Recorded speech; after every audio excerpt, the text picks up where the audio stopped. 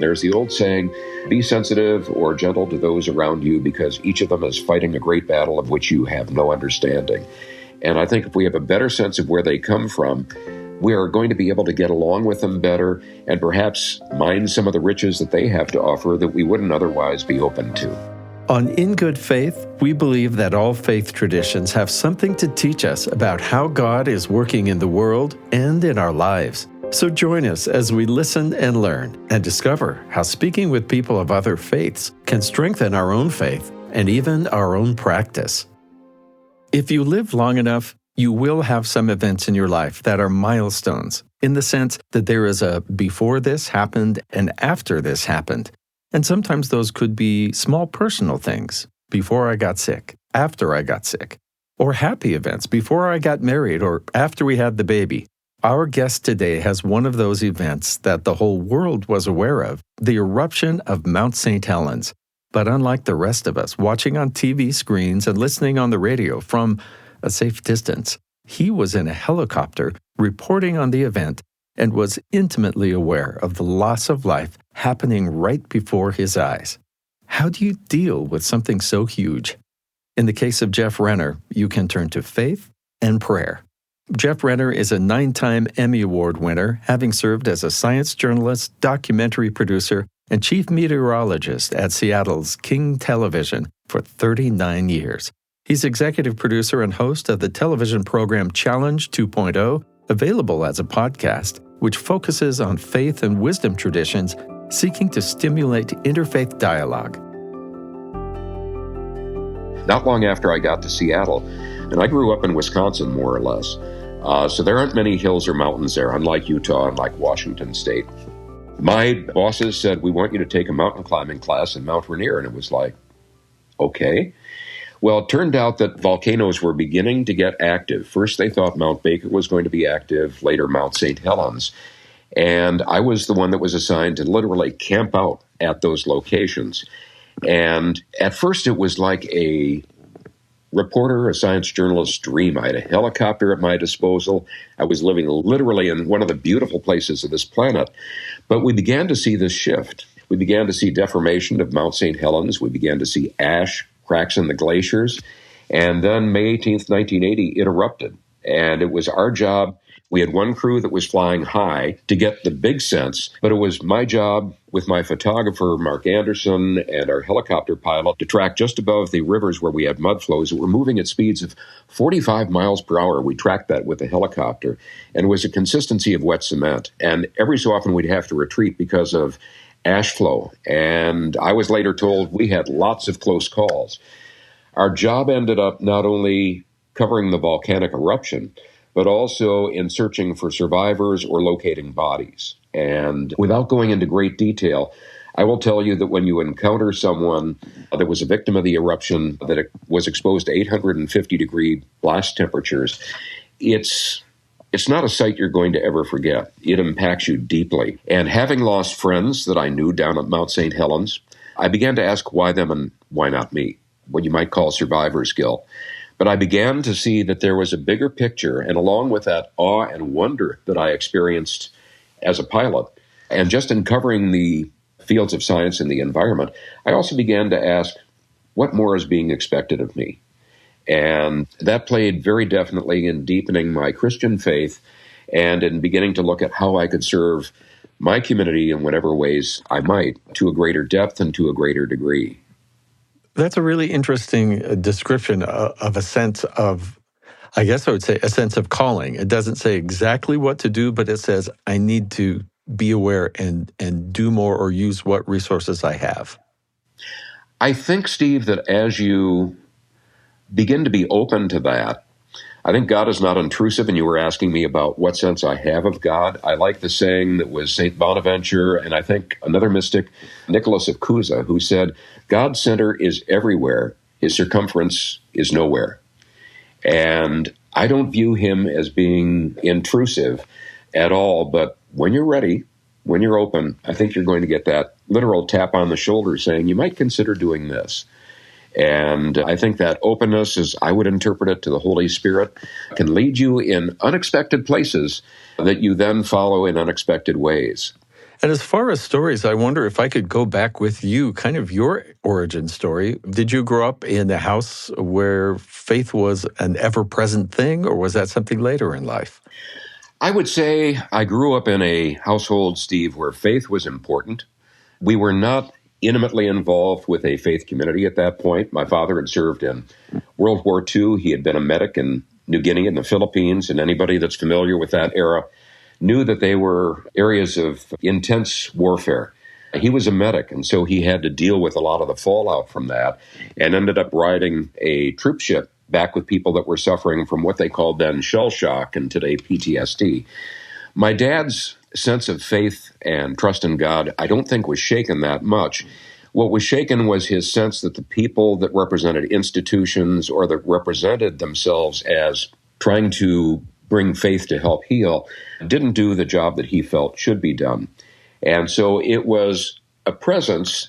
There were standards of behavior that adhered to those of Christianity, but it was something that in my rather unique fashion developed a little bit as I got older. It's hard to pinpoint some things that may have just gradually, like the way the sun rises. When is it day? Right. Exactly. It's hard to know until maybe it hits you right in the eye when the sun finally comes up over the horizon. I'm just wondering what you feel like you know now that you didn't back then about faith. One of the unique things that really developed my sense of faith and then led to it were two different incidents. One is I was fascinated by flying. I was for a while a flight instructor. And one of the seminal experiences that I had when I learned to fly on instruments above cloud decks, one day I remember flying over a low overcast deck, nothing but white cloud below me and blue sky above me. And there was a sense of infinity. And I had done it long enough that I had a sense of peace there. But it was just, I was both overwhelmed and felt very small, but felt very blessed at having this experience. Another time I was flying over a neighborhood and saw it was dusk, and you saw lights blinking on in houses. And I had this sense of separate lives in all these houses.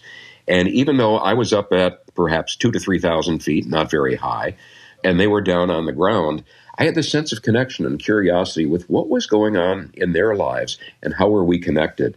I began reading a lot of the authors, aviation authors that had a philosophical bent. One was Antoine de Saint-Exupéry. A lot of people know him from having written The Little Prince. He wrote another one called The Airman's Odyssey. And one of the quotes, and I looked this up figuring we might end up covering this, is, "Let your dream devour your life, not your life devour your dream." And that was fundamental for me.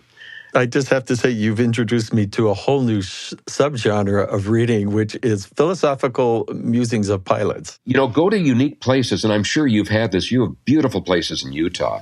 In fact, I really love Terry Tempest Williams. And she talks about the holiness of place and sensing that where she is and in who she is and in the larger setting. She has been also instrumental. And you will be moderating an upcoming Faith and Science conference in Rome. And I'm wondering first, just how did you get connected with that? Like so many things, I think some of the best things in life happen just totally unscripted and just by happenstance. My wife and I were attending a program on Thomas Merton at St. Mary's College of Notre Dame, and we bumped into this other fellow, and we got to talking about our interest in contemplative Christianity and so forth. And it turned out that he was working to put this conference together. And as we spoke, he said, we really need a moderator. He said, you seem like you've got a little experience in that. And he said, you have a scientific background. Would you be interested? And by the way, it's scheduled to be in Rome. Well, what's not to like about that?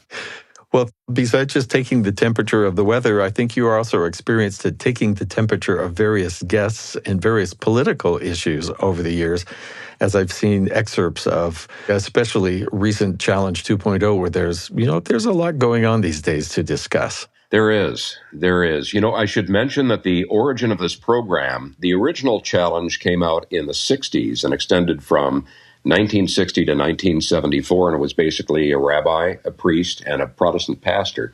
It almost sounds like punchline to a story there, but they basically were looking at the polarization that existed even back then, and it was actually the rabbi's idea. And they said, why don't we get together, and why don't we just discuss different contemporary issues and perhaps some elements of faith, and see if we can't show people, number one, that we are people, that it doesn't necessarily match with their preconceived notions or prejudices, but then also see if we can't cover some interesting ground. Well, from having retreats at a retreat center that they founded, I came to know Father William Tracy, who is the Catholic priest on here, and he asked me to serve on the board of this organization. At that time, it was called the Tracy Levine Group. It's since been changed to Paths to Understanding. It is, as you pointed out very well, focusing on different faith traditions and wisdom traditions. You can operate, I think, in interfaith or in dealing with different wisdom traditions on a variety of different levels. One is certainly, essentially, this is my tradition, tell us about yours. But I think beyond that, what we really wanted to develop is the ability to look at contemporary issues through the lens of faith, through the lens of values, through the lens of ethics. And they recognize that in our community, and I suspect like most communities around the United States, the fastest growing proportion are those that identify themselves as being nuns, N-O-N-E-S, Right. not affiliating with any faith tradition. So we made the decision to make a slight change in our approach, and that is rather than always have three faith leaders deal with issues, try to ask questions that related to values, ethics, and faith, and then attack it from that standpoint. So that's what we've been doing. We are now finishing up our 8th year of production. And as you know, with the program that you do, it requires a lot of research. And you learn something, you grow, and we get positive feedback from people. Getting a different sense of issues and topics and impacts of those issues and topics that perhaps they didn't have before. Well, I think it's really interesting. You focus in your program everything from corporate lawsuits against nonprofit groups, suicide, trafficking of Indigenous women, various initiatives and referendums. Those might not be a typical list of bullet points for an interfaith discussion, except you do make that happen. So can you give me an example or walk me through when you Sure. have an issue, how you deal with that when you're actually looking at it from faith perspectives? What I should mention is that, in Christianity, we have, of course, the Sermon on the Plain, the Sermon on the Mount, the various standards that Jesus left us. But we also have that in terms of Judaism, what's called tikkun olam. And that's basically the principle of improving the earth, improving the lives of those who dwell here, and healing things that need to be healed. And I learned that even Islam, which I was not as familiar with, also has a similar, what they would call, communal responsibility toward the betterment of all people. And so I have a group of advisors that I work with and run topics by them, and certainly my co-producers on the program. And we say, does this make sense? And if so, what's the best approach? And so that's typically sort of the thought process that we go through. We know that in any discussion, what really connects people the most is connecting heart to heart and then the heart to the head. Personal stories. One of the hardest programs, and we did 3 different episodes, Steve, was on youth suicide. And we know that that's a growing problem, certainly Yes. here in Washington State where I live, and I suspect in all states. And we had a case of 2 parents who lost their son. He was a star baseball player. He developed a medical problem. The medication he took not only affected his physical health, but it also impacted his mental state. And he ended up dying from suicide. And we thought the story was not just getting the parents to share their struggle and the story of their son's struggle with the hope that other young people that might be facing the similar situations, similar concerns, similar orientation, might not only get an idea of what help is out there, but also what the families deal with. We ended up having the family. We had some classmates, some teammates of the young man, and also some counselors, some people within both the medical profession and also within the counseling profession to talk about resources that they found were useful. And maybe one of those ways is my next question. We see that you participate in contemplative outreach. Yes. This is something that I've been interested in, had the chance in a monastery in Berryville, Virginia, to be able to go to a silent retreat there and talking to others about meditation or contemplative prayer. I'm wondering if you could talk about different kinds of prayer. I think there's the spontaneous ones that we have in a condition of emergency, a situation. Right. But contemplative almost feels like observing or listening, which typically we think prayer is something that's got to come out of our mouth or at least mentally out of our minds. Right. Discursive prayer. But this seems different. It is, and there are different forms for it. Within the overall range, there is the practice of Lectio Divina. Lectio Divina means reading scripture, or it can be any book that inspires you. And rather than reading through a paragraph or a page or a chapter, pick out something that really impacts you. And then ask yourself, what is it about that really touches me? What word or phrase touches me? How do I reflect on that path or that word or phrase? Is there a prayer that comes to mind? And then just sit with that in silence. So Lectio Divina is also a very powerful way of doing that. There's Musica Divina, listening to a piece of music that touches you, and go through the same basic process with that. It can be a piece of art. It can be outside. I love hiking and skiing and scuba diving, and it's odd, but I've had some pretty profound moments submerged 80, 90 feet down, and all of a sudden you get struck. You don't forget to breathe. That's very important if you're diving, but it just opens you to different avenues of spiritual inspiration that you otherwise wouldn't have, perhaps. But what I would also say, I was diagnosed with PTSD as a result of the work we did down on Mount St. Helens. And I felt that my faith was expanding, but I just wasn't, I think, tapping the full richness of it or really getting that sense of contributing in the way in which I was being asked to contribute. And so one day I saw this contemplative outreach retreat teaching the practice of centering prayer, silent prayer, and I decided to take that. And I did, and I felt very enriched. And it's not an easy practice. As you know, sitting there silent prayer is you begin to get a little itchy, and you begin to think, well, how much longer do I have to go? It's said that God's first language is silence. It is not a matter of making your mind a blank. I always like, and I teach it, I will say that if you made your mind a blank, how would you know? It is not a matter of being without thoughts. It's being not attached to thoughts and recognizing that you let these thoughts come and you let them go. I had the wonderful opportunity to study under Father Thomas Keating. He said it's a little bit like you're on the surface of a river and you're looking at things pass. And yes, you look at them, but then you change your focus and you focus on something else.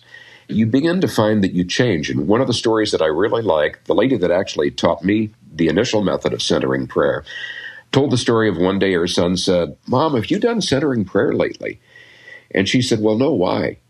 And he said, you might take some time and do it today. He saw that it had made a change in her life that she didn't maybe totally recognize or appreciate herself. And again, I think it's opening ourselves more fully to the movement and the presence of the Holy Spirit within. And their son had some people skills not to say, "Because you're cranky today, Mom." I have to remember to say to people, it just occurs to me that you might be interested in contemplative prayer. Yes, indeed. Jeff, when you've had a chance to teach this to people, what have you seen happen to them? Or were they surprised by the experience? They are. It's typically not what they expected. Some fall immediately into a sense of peace and greater depth, and some struggle. And I think the important thing when you're teaching this method is to elaborate on the fact that these are parts of the experience. It's part of the journey.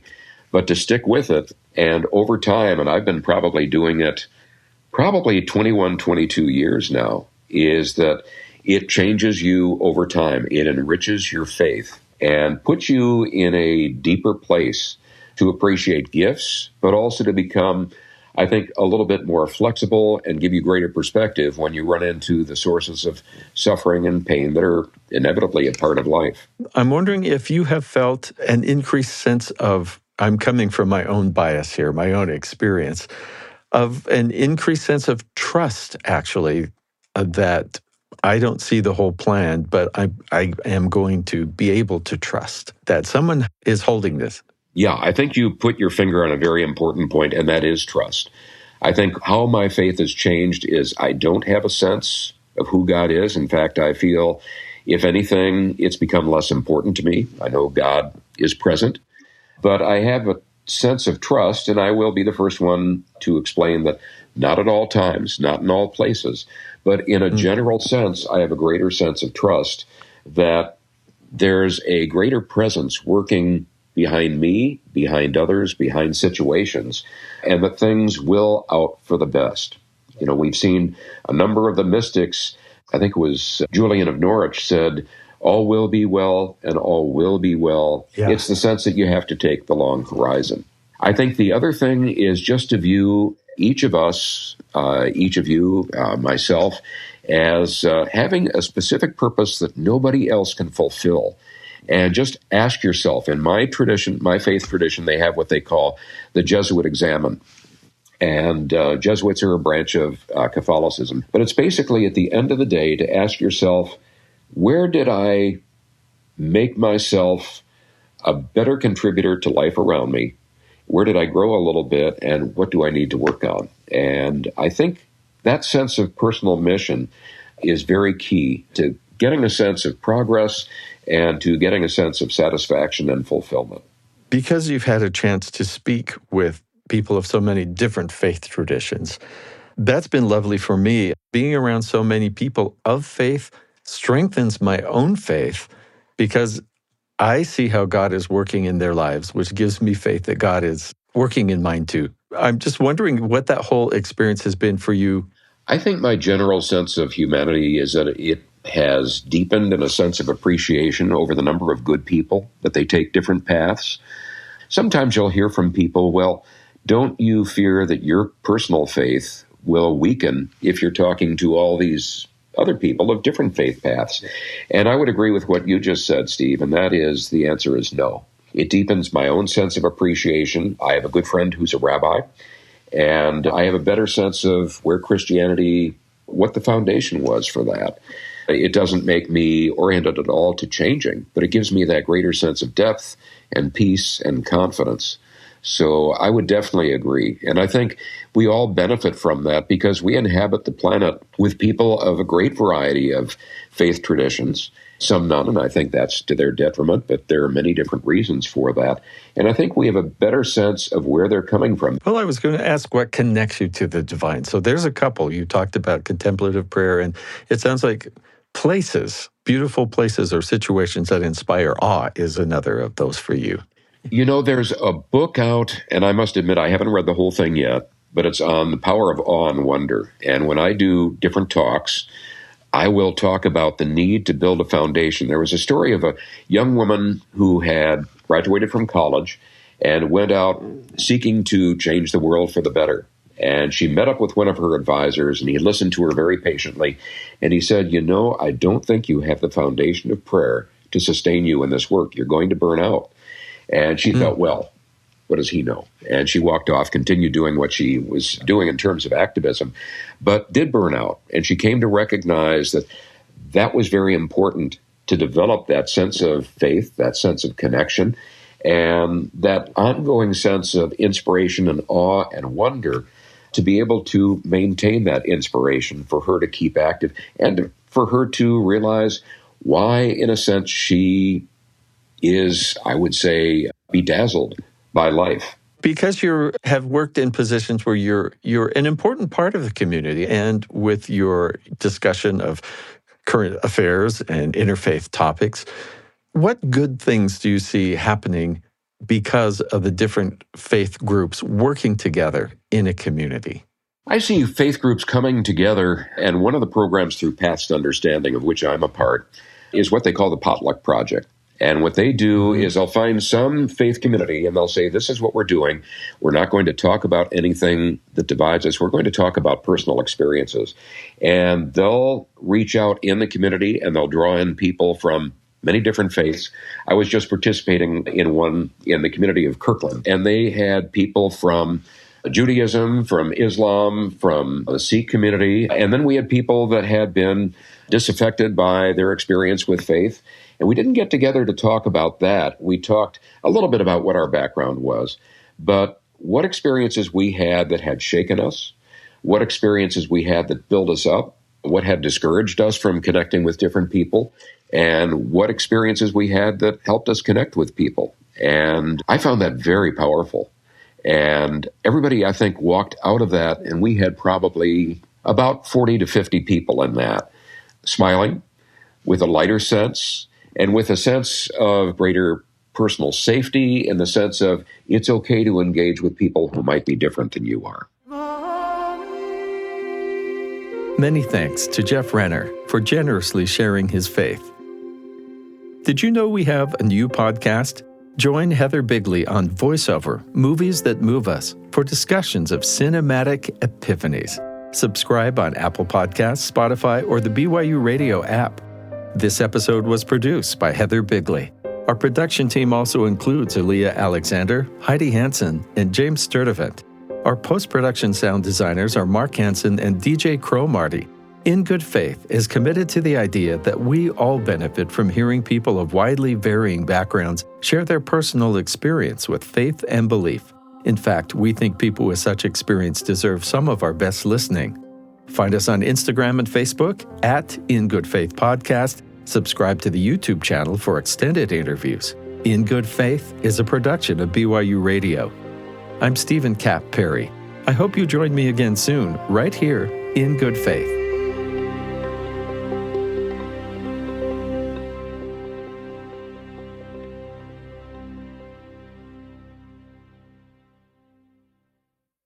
Hi, this is Stephen Cap Perry, and I'd love to recommend one of our BYU Radio family of podcasts for you. It's called The Appleseed. It's filled with stories for you and your family. Every episode features really excellent, nationally known storytellers sharing all kinds of folk tales, fairy tales, personal and family stories. It's great to put on and listen to for road trips or bedtime for kids, or anytime you want something to get the whole family not only listening, but then those stories generate conversations. And it's so easy to say, hey, do you have a story about this? Or, oh, that reminds me of when Grandma said, or whatever it might be. Check out the Appleseed podcast. You'll have fun, and you might learn some new stories from your own family members.